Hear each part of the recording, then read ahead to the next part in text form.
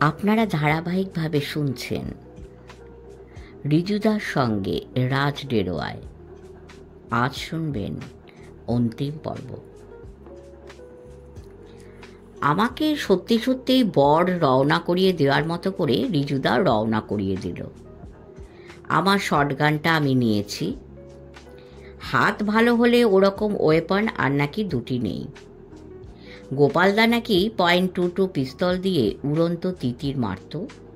তাছাড়া জন কেনেডি ছোট ভাই সেনেটর রবার্ট কেনেডিকেও ওই পিস্তল দিয়েই মেরেছিল আততায়ী। একটা বুলেট মাথায় লেগেছিল। রিজুদা এই উপমা দিয়েছিল। এই উপমাতে আমার হাসি পেত। ভাবতাম রিজুদারও মতিভ্রম হয় তাহলে, নইলে তিতির পাখির সঙ্গে রবার্ট কেনেডির তুলনা করে। এখন কথা হচ্ছে হাত ভালো হলে তো বাঘের কানের ফুটোতে এয়ারগান দিয়ে গুলি করলেও বাঘ মরে যেতে পারে। অকুস্থলে অসময়ে ভয় পেয়ে পিস্তলের ট্রিগার টানলে অনেক সময় গুলির বদলে মধু বেরোয়।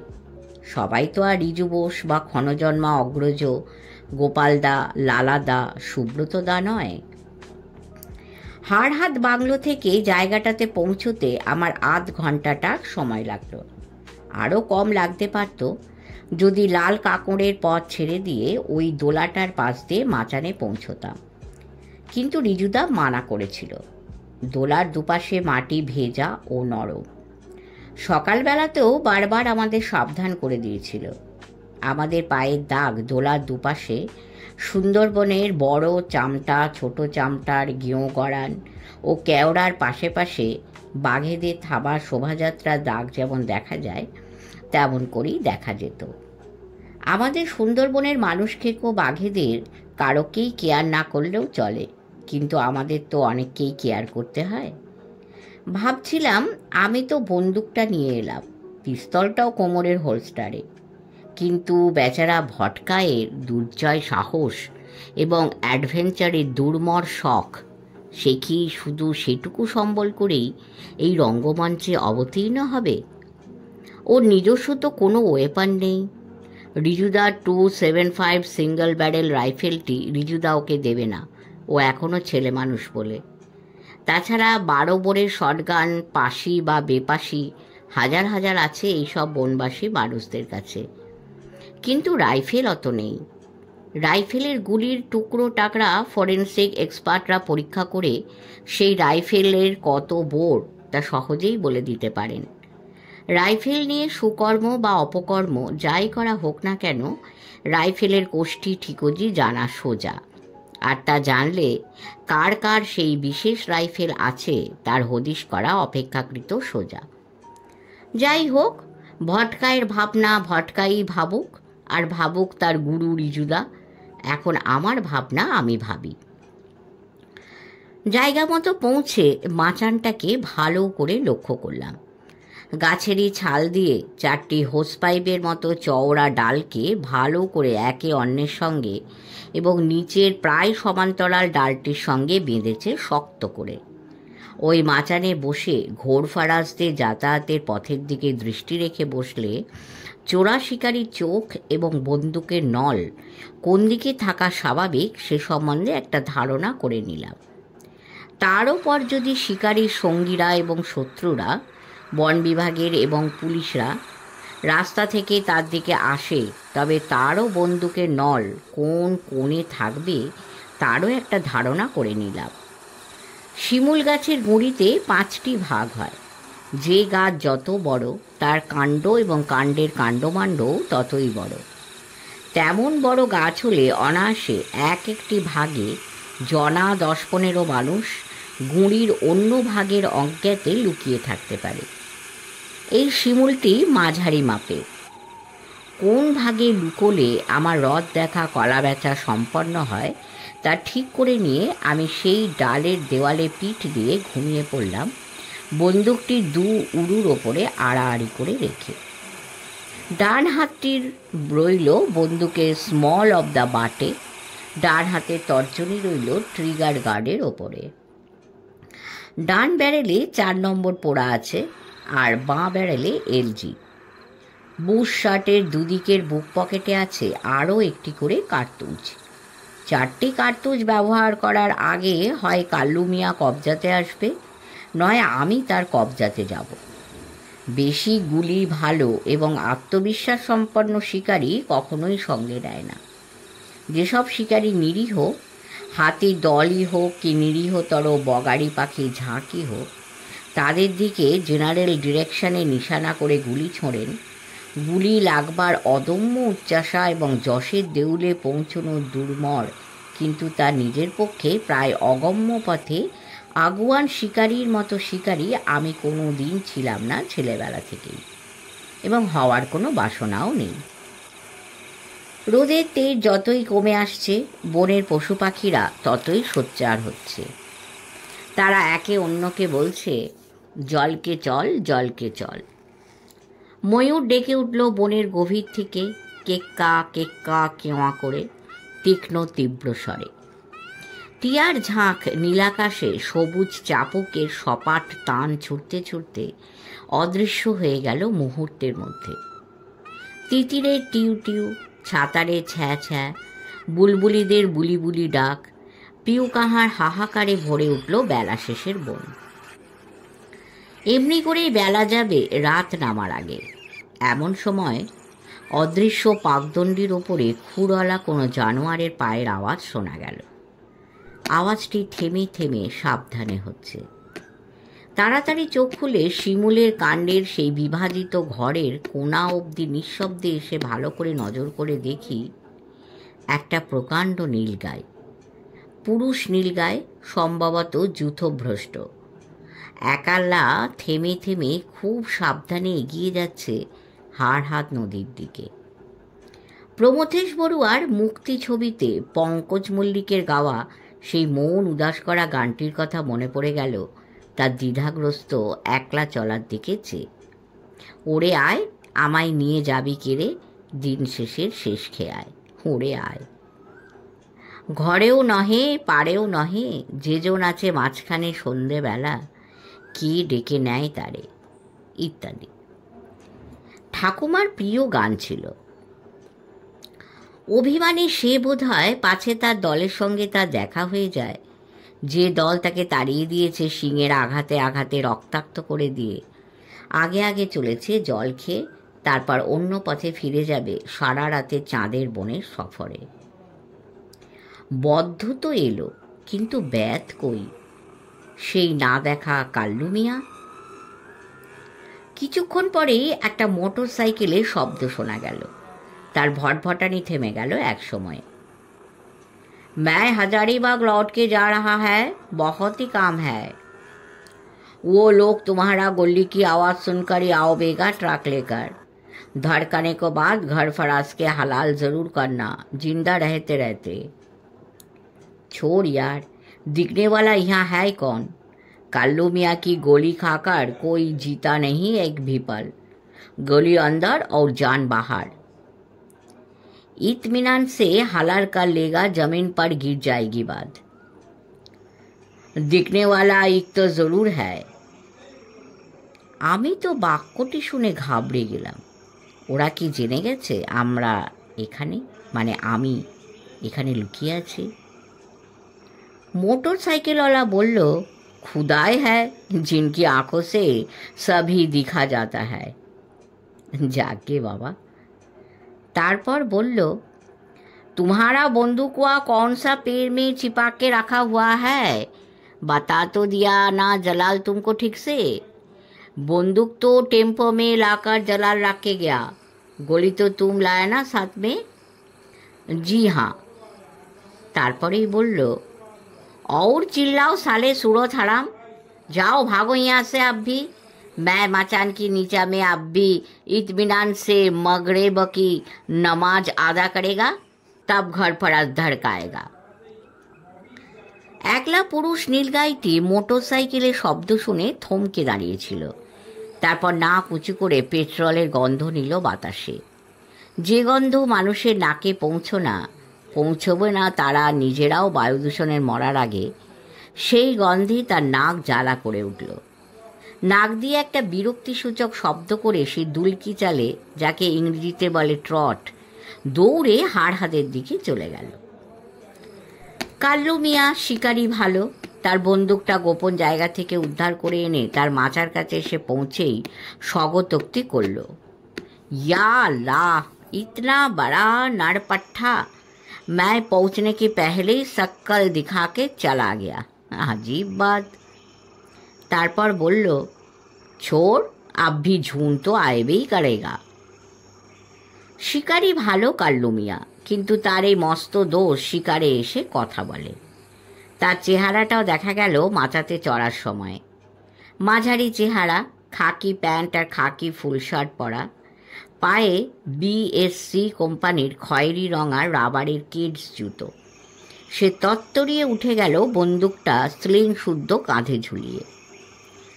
দেখতে দেখতে আলো মরে গেল, সন্ধ্যা তারা উঠেছে নিশ্চয়ই, কিন্তু শিমুলে ঝাঁকড়া ডালের মধ্যে দিয়ে দেখা যাচ্ছে না। তাছাড়া সে তো উঠবে পশ্চিমে। চাঁদও উঠল। আজ শুক্লপক্ষের নবমী।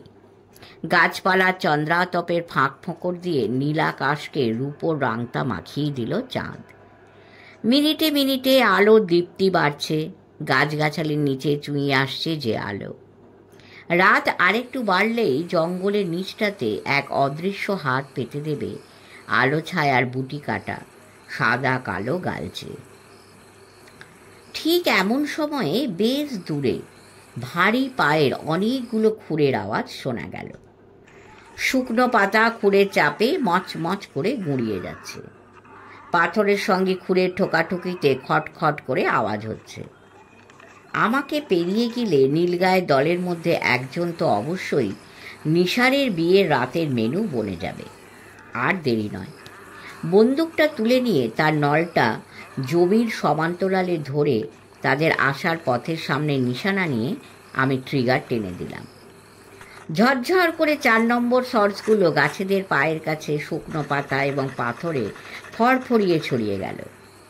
হঠাৎই যেন ঝড় উঠল চৈত্রবনে। ফুল, পাতা, নুড়ি, পাথর পদদলিত করে নীলগায়ের দল যে পথে এসেছিল সে পথেই দুধদা শব্দ করে পাথরের ওপরে খুঁড়ে খুঁড়ে খটাখট শব্দ তুলে সজোরে দৌড়ে গেল। কাল্লু মিয়া চিৎকার করে বলল, कौन है रे सूरत हराम? जरूर दूधू मियाँ, आज हम तुमको कीमा बनाएगा, मजाकी करने की जगह ना मिला। বলেই কাল্লু মিয়া তত্তরিয়ে গাছ থেকে নামতে লাগলো। সে বন্দুকের আওয়াজ শুনে আমার অবস্থান সহজেই আন্দাজ করেছিল, কিন্তু বুঝতে পারেনি যে আমি জমিতেই আছি, গাছে নয়। সাপত সংকুল অরণ্যে উপায় থাকলে হরিণ, সম্বর, নীলগাই মারা শিকারি নিচে থাকে না, গাছেই থাকে। এদিকে আমার গুলির শব্দ শোনার সঙ্গে সঙ্গেই দ্রুত বেগে একটা ছোট ট্রাক হেডলাইট জেলে এদিকে ছুটে আসতে লাগলো এবং একটু পরেই ট্রাকটা এসে পড়ল এবং ঘুরিয়ে নিল মুখ। দাঁড় করালো একেবারে জঙ্গলের বাঁদিকে ঘেঁষে, একটু নিচু জায়গা দেখে, যাতে নীলগাইটা যদি মারত মিয়া তো বয়ে এনে সরাসরি জঙ্গল থেকে ট্রাকের মধ্যে চালান করা যেত। কাল্লু, আরে এ কাল্লু বলে কে যেন ড্রাইভিং কেবিন থেকে দরজা খুলে নামলো, তার সঙ্গে আরও জনা 6 লোক।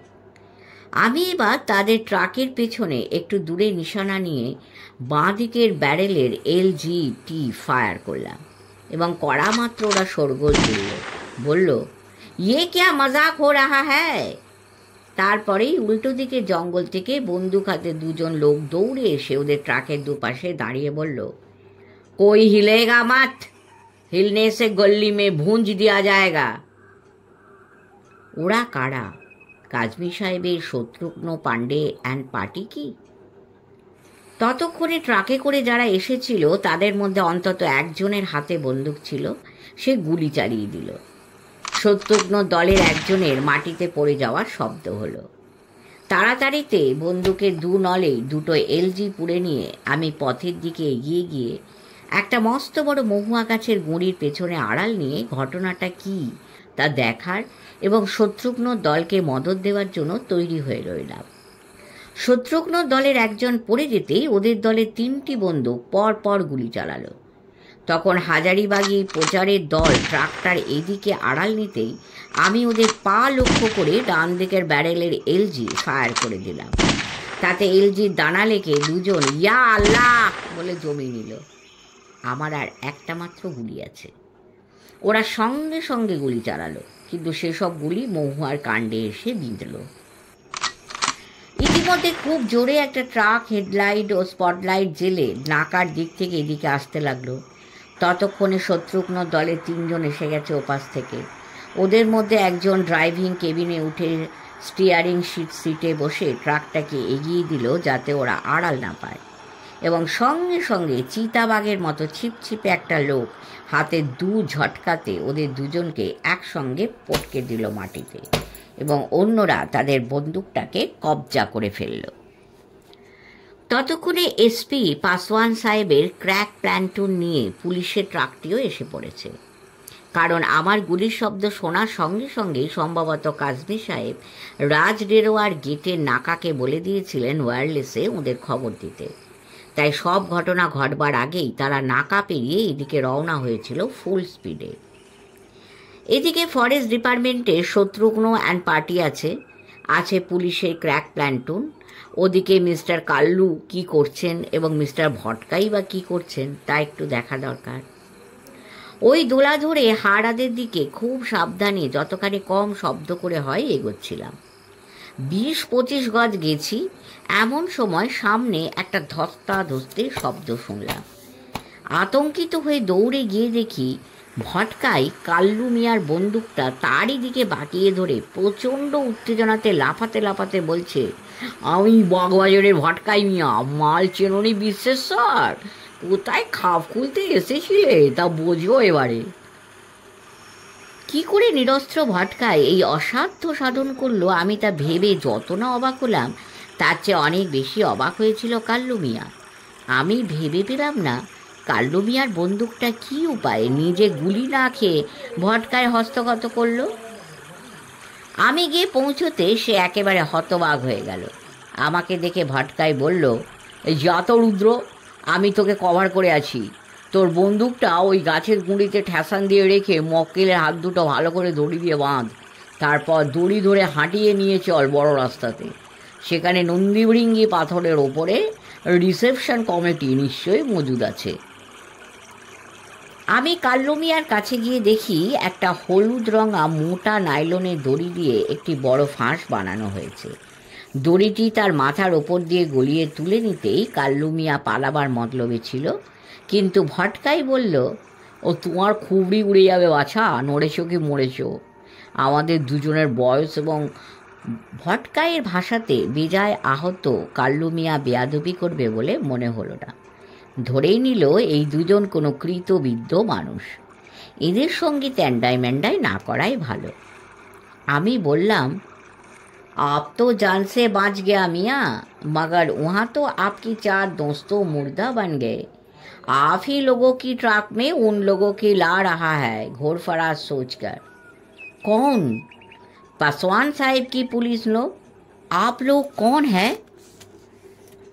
भटकाई बोलो, हम लोग काड़िया पीड़ित हुआ है। কাল্লু মিয়া চোখ মুখের অবস্থা এমনই হলো যেন অক্কা পাবে।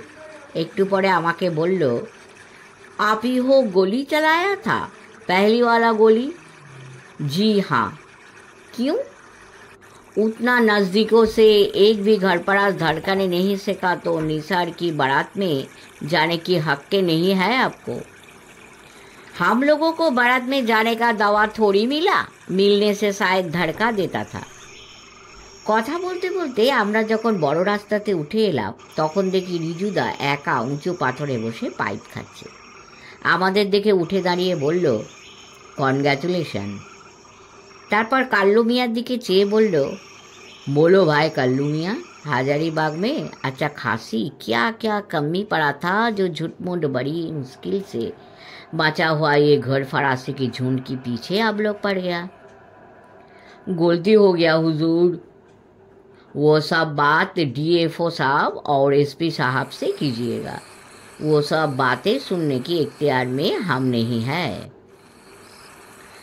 বলতে বলতে কাজী সাহেবের জিপ ওদিক থেকে এসে গেল। ফরেস্ট গার্ডরা কাল্লু মিয়াকে ধরে পেছনে ওঠালো। ভটকাই বলল, আপকে বন্দুক ও কাল্লু মিয়া, বলেই বন্দুকটা কাজমি সাহেবের হাতে তুলে দিল। কাজমি সাহেব বললেন, বহুত বহুত শুক্রিয়া খোকা বাবু লোক, বলেই জিভ কেটে বললেন, হ্যাঁ গলতি হো গয়া। রিজুদা বলল, কাল दोपहर में खाना हार हाथ में, याद रखना, और परसों रात की खाना हमारी हुआ, पासवान साहब भी आएगा, खोका बाबू लोग की है धरती का, ये बहादुर लोगों को मिलने को लिए। बहुत अच्छा, রিজুদা বলল। তারপর জিপটা চলে গেলে বলল, তাহলে এখন কিং করতম, চা খাওয়া আর পাইপ খাওয়া, আর গান গাওয়া হবে না একটু? কি গান? কার গান? এই চাঁদের হাসির বাঁধ ভেঙেছে উজলে পড়ে আলো, বলল ভটকাই। আমি বললাম, ফুলের বনে যার পাশে যায় তারই লাগে ভালো, বলেই বললাম, ছি ছি ভটকাই মিয়া, শেষে কাল্লু মিয়াকে পাশে পেয়ে এই গান। ভটকাই ম্যাচুরিটি দেখিয়ে আমাকে ইগনোর করে রিজুদাকে বলল, লাস্ট কোশ্চেন, প্ল্যান্টুন শব্দটির মানে কি? প্ল্যান্টুন সেনাবাহিনীতে ব্যবহৃত শব্দ। 10 জন সৈন্যর একটি দলকে বলে প্ল্যাটুন, আর্মির সবচেয়ে ছোট ইউনিট। জানি না এখন সংখ্যা আরও বেড়ে থাকতে পারে, আমরা যখন এনসিসিতে ছিলাম তখন এরকমই ছিল। যেমন 100 জনের দলকে বলে কোম্পানি, আর 500 জনের দলকে বলে ব্যাটালিয়ন। কেমন ভটকাই বাহাদুর, স্যাটিসফাইড? ইয়েস। আচ্ছা, তুই বন্দুকধারী কাল্লু মিয়াকে কবজা করলি কি করে রে ভটকাই? খালি ভটকাই তার ডান কপালের পাশে দুটো টোকা মেরে বলল, এখানে কিছু থাকতে হয়, ক্যালি। তারপর বলল, চৌকিদারের বইয়ের কাছ থেকে দড়ি গাছা চেয়ে নিলাম, এক প্রান্তে ফসকা গেরো মেরে দোলাটি আর হাড়হাদের মাঝে জানোয়া চলা পথে একটা পঁইসার গাছে হাত পাঁচেক ওপরে এমন একটা ডালে বসে থাকলাম যে নিচ দিয়ে কেউ গেলে ওপর থেকে তার গলায় ফাঁসটি গলিয়ে দিয়ে টান মারলেই সে কবজাতে আসবে। তবে ওই পথে যদি না আসতো কাল্লু মিয়া এবং দিকবিদিক জ্ঞানশূন্য না হয়ে, তাহলে ওই মালা নিজের গলাতেই পরাতে হতো। কিন্তু রিজুদা বলল, as luck would have it. আমরা সমস্বরে বললাম, ঠিক, হ্যাঁ ঠিক। পথপাশে ঝোপ থেকে একটা বীজ থুবড়াও বলে উঠল, ঠিক ঠিক ঠিক।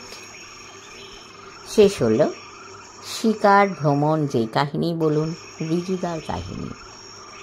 যদি ভালো লেগে থাকে কমেন্ট করে অবশ্যই জানাবেন, অনেক সাবস্ক্রাইব করবেন, লাইক করবেন, শেয়ার করবেন, অবশ্যই আমাদের পাশে থাকবেন। পরম করুণাময়ের ইচ্ছায় সকলে ভালো থাকবেন। নমস্কার।